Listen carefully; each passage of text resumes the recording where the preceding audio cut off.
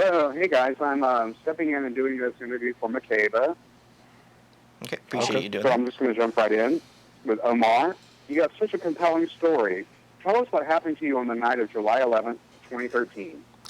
Sure. So that night I was at a semi-professional basketball game, and it was then that I collapsed. I suffered from a sudden cardiac arrest, or better known as SCA. And it was then that ICU cardiac nurse, Kelly Thomas, made a last-minute decision to come to the game. And she did, my heart stopped for 13 minutes, and that's when she did compressions for the 13 minutes.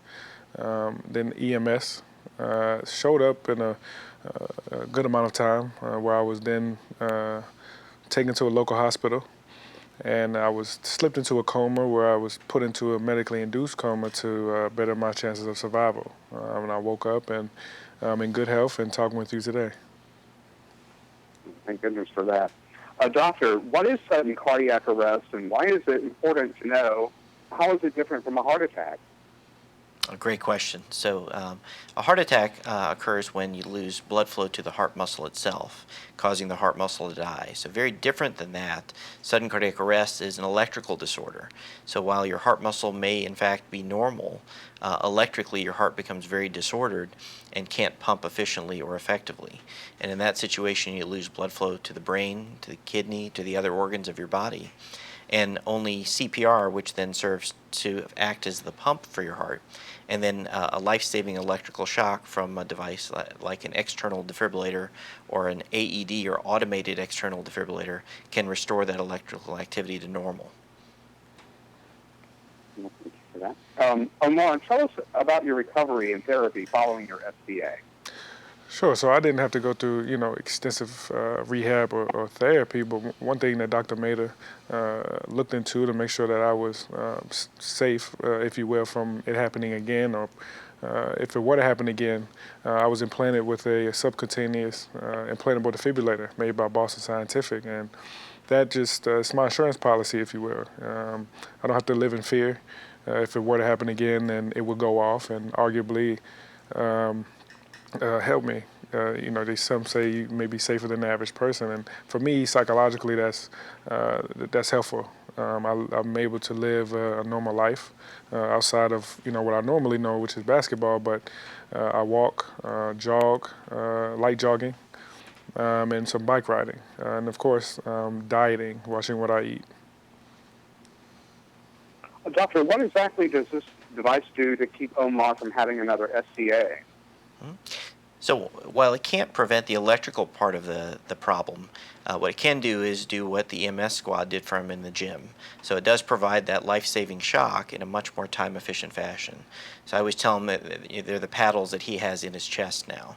So instead of someone having to actually physically deliver it to him, the device monitors his heart rhythm continuously and is able to provide that without him even knowing about it. And doctor, how can we prevent others from experiencing what happened to Omar? Well, a big part of it is just knowing your history and being an engaged participant in your health care. So simple things. If you have high blood pressure, treat it.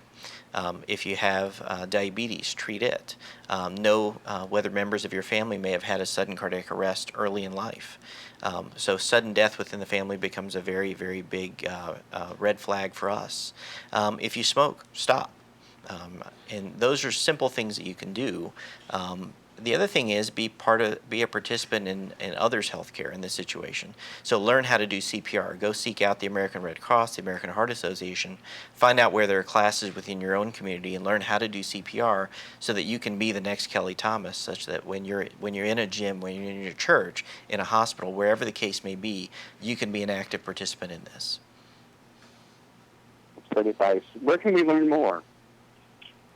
Well, there are several websites. So if you're interested in the device that Omar has in particular, there's a website called sicd.com that can also tell you a little bit more about sudden cardiac arrest as well.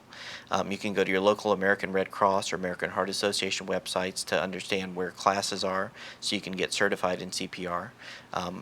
Omar has a foundation that he started in terms of turning what happened to him into a much more of a positive for his community and the nation, the OC Foundation, inc.org. And I'll let Omar tell you a little bit more about the foundation itself. Sure. So what we're doing is this is what Dr. Mehta said, and that's teaching the community about CPR and the AED education. In the event that something were to happen, in my case, you know how to use one, you know how to do CPR, as well as free EKGs and free ultrasounds.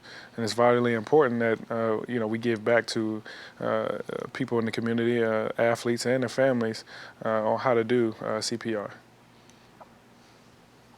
Well, that sounds great. Thank you so much, gentlemen, for your time today. Thank you for your Thank time. you.